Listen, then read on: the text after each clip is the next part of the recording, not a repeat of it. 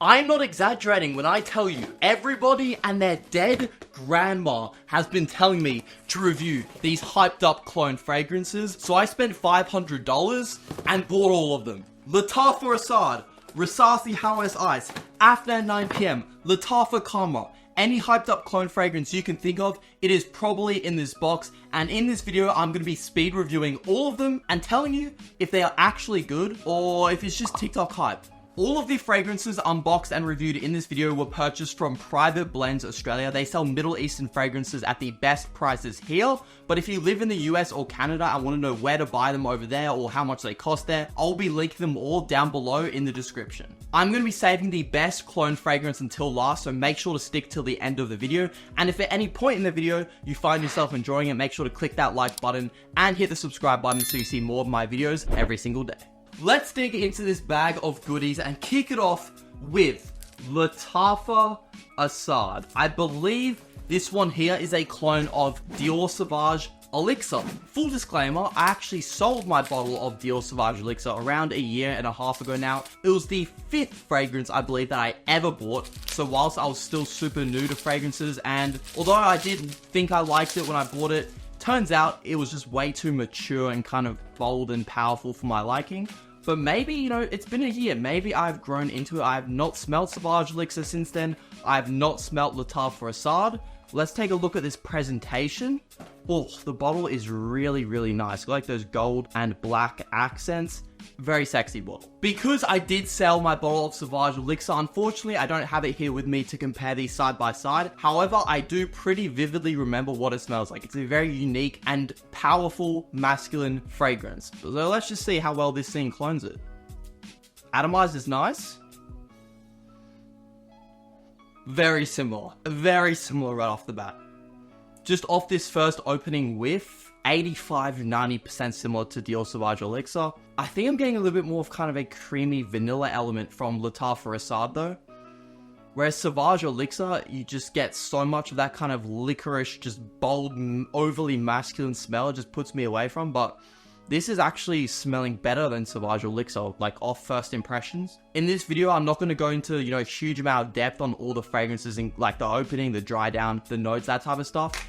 If you guys want though, I can go through again each of these and kind of do a more in-depth review. These are going to be more first impression type of ones. But this is really, really nice. I don't think I'm going to really find myself wearing it because it does smell so similar to a fragrance that I don't really like the scent profile of. But for the right person, I could see this being a great pickup. Plus, it only costs 70 or 80 Australian dollars. Or if you live in the US, 30 or 40 bucks. Let's pick the second fragrance in this huge haul. I'm thinking this one right here. Maahir Legacy, the Tux. This is a clone, as you probably guessed, YSL Tuxedo, which is part of YSL's private line. I have tried YSL Tuxedo once in my lifetime. However, it was a long time ago. I remember it being a warm, spicy, slightly animalic, I think, vanilla fragrance, but I can't quite remember. Maybe I'm thinking of YSL Baby Cat and not Tuxedo. Who knows? Let's find out. The box is really nice. I don't know if you can see, but it's like a textured material. This is the cheapest one, I think, in this whole haul. 30 Australian dollars. Wow, okay. Very clearly you can tell what it is trying to replicate here. The bottle looks like a budget version of the YSL Tuxedo bottle, which makes sense because that's what it is. Let's spray this one in the air. Give it a little atomizer test here. Wow, why do these all have such nice atomizers, man? Oh, that is good. Wow, I did not expect that. Much more fresh than I anticipated. The vanilla, obviously extremely noticeable. It almost has kind of like citrusy accord to it. I'm going to go look up the notes now of this fragrance and of YSL Tuxedo, but right off the bat, this smells fantastic, and I'm pretty sure this one was like 30 Aussie dollars. I couldn't really pick it up off that first smell, but after looking up the notes, it has a really, really prominent patchouli accord and a patchouli note, and now smelling it again, it is extremely earthy and actually has a kind of like green element to it. Not your typical everyday vanilla fragrance, let me just tell you that. This is definitely not going to be for everyone. I'm someone that appreciates the simple vanilla fragrances and the more unique ones like this, so I'm really enjoying it. And even off the tester strip, it is smelling very strong, so I can imagine the performance is solid too. But like I said before, I'm not going to be letting this dry down in this video. Really, really nice. If you like those kind of slightly animalic vanillas with that herbal patchouli in the base, absolutely delicious. This one for me is getting an 8.5 out of 10. And then Lattafa Assad, I would give a 7.2 out of 10. It really truly does feel like I'm a little boy on Christmas Day. Christmas is still not for a few months, but you know, it does feel like an early Christmas present, does it? Up next, this one is Lattafa Fakhar. I think this is the clone of YSY EDP, but let's just find out. I'm not going to look it up. I think if I remember correctly though, I have been looking for a really good blue fragrance clone, because most of the clones in my collection are based off more vanilla-y, sweet fragrances you typically use for the fall and winter, and I just really wanted to see if there were any good blue fragrance clones out there. And critics were saying, reviews on Fragrantica were saying, this is the one to go for. Wow, this might just be the best presentation yet. Let's just take a moment, shall we, to appreciate the bottle and just Lattafa presentation in general. This is so cheap. This was one of the cheapest ones in the little haul. I think it was 60 Aussie dollars, so it's probably around 30 USD. But man, they just make their bottles look a lot more expensive than the price point actually is. Atomizer again, really nice on this one. Let's see what we're working with here. Okay, so I can definitely smell the YSL inspiration. I would argue it's much less woody, a little bit more sweet, and definitely more fruity. I personally would prefer the original YSL EDP DNA, but I think what they've done here is actually quite smart. They're definitely appealing more to the kind of the youthful audience that probably can't afford YSL EDP in a lot of the cases. Yeah, so they've essentially made it more light, more fruity, kind of taken away some of the depth that the YSL EDP has. I don't mind this at all. I think this is more of like a summer night party boy scent rather than an everyday wear that YSL EDP is. And again, off the tester strip, it's smelling very, very strong. So you probably do get your money's worth and more with the performance on this. Really nice stuff. I'm going to give this a solid just flat 8 out of 10. Personally, if I had YSL EDP and this fragrance next to each other and I didn't know which is which, I would prefer YSL EDP 9 days out of 10 days. Like, I just think it is more up my alley. But again, if you're young and you do like the sweet fruity fragrances, you might actually prefer this over YSL EDP.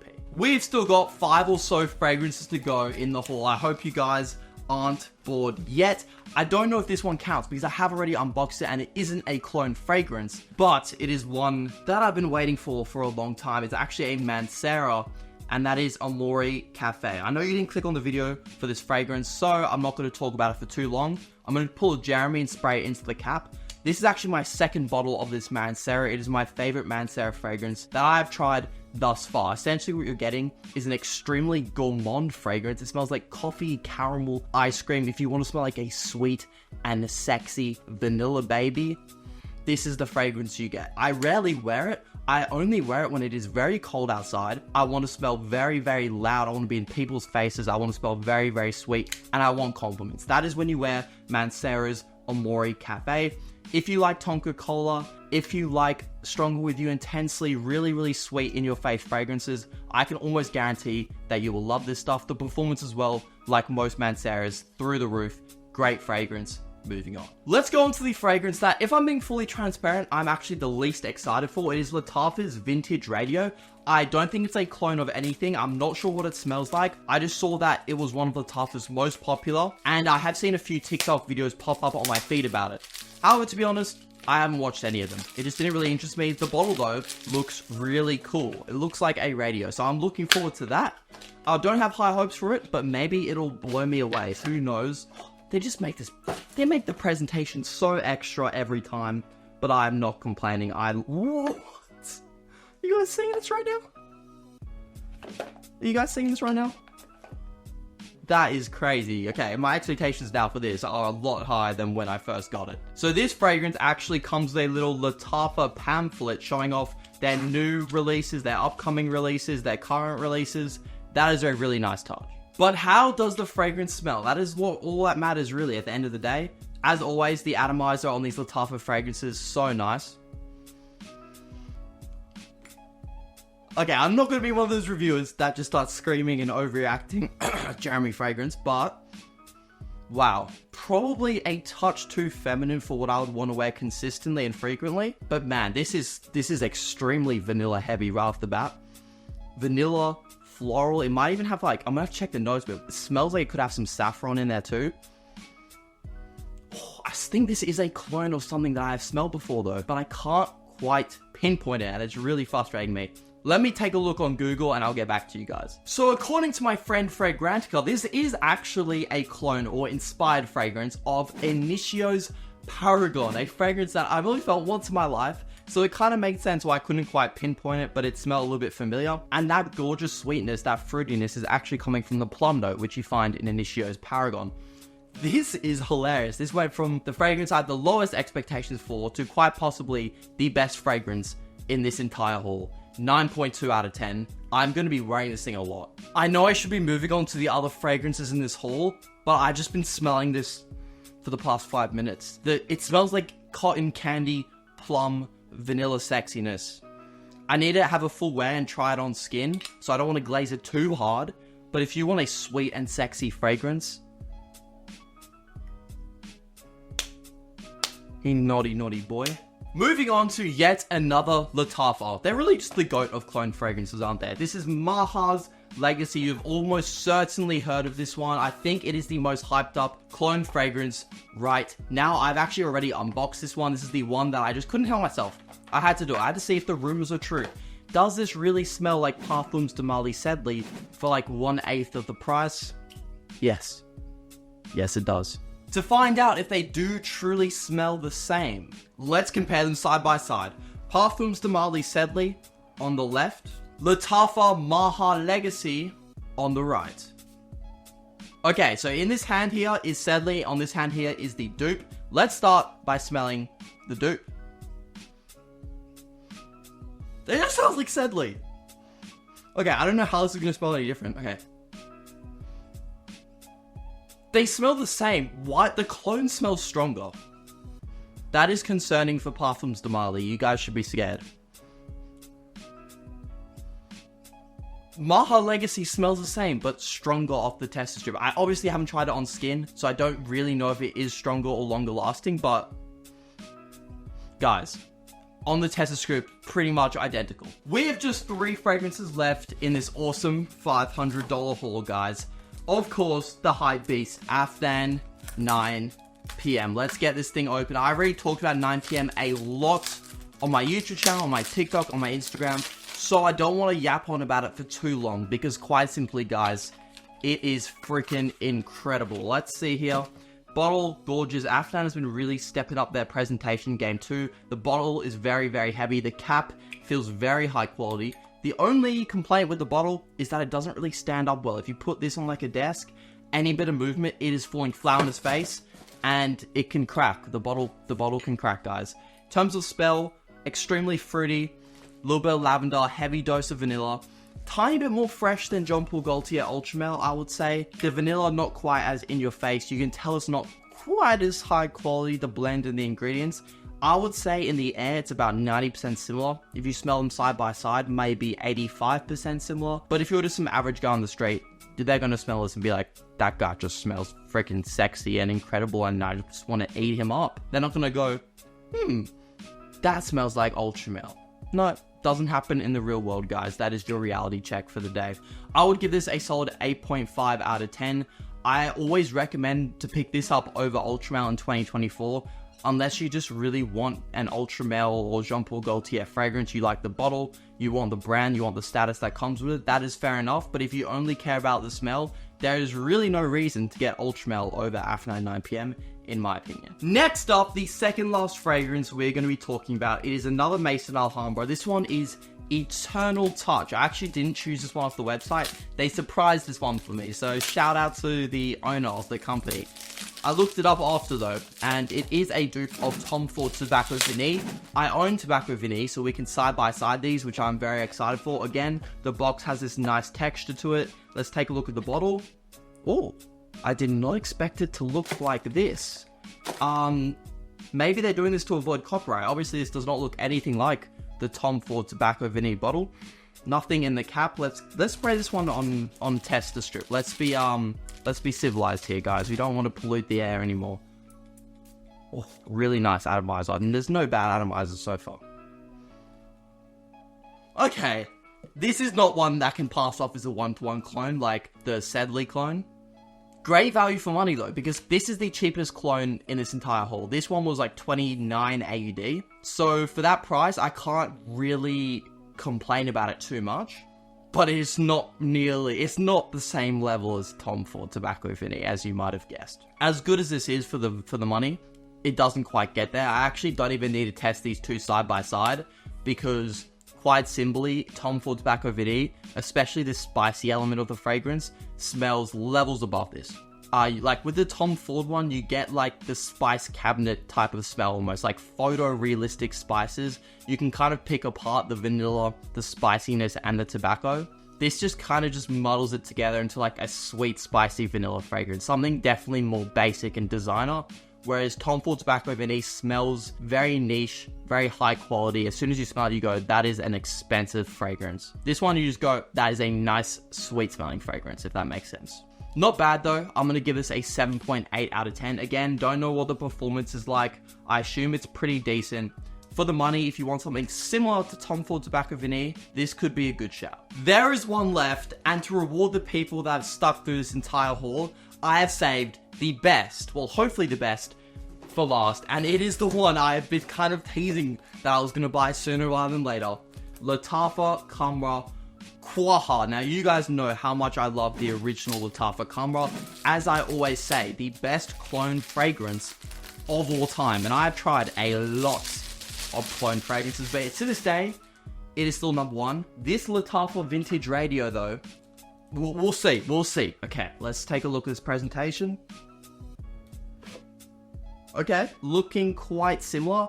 Looks like it has a kind of darker color there than the original, but that seems to be the only difference. It also has the Quaha there, which I believe means coffee in a different language. I'm not sure exactly what language. You guys tell me below.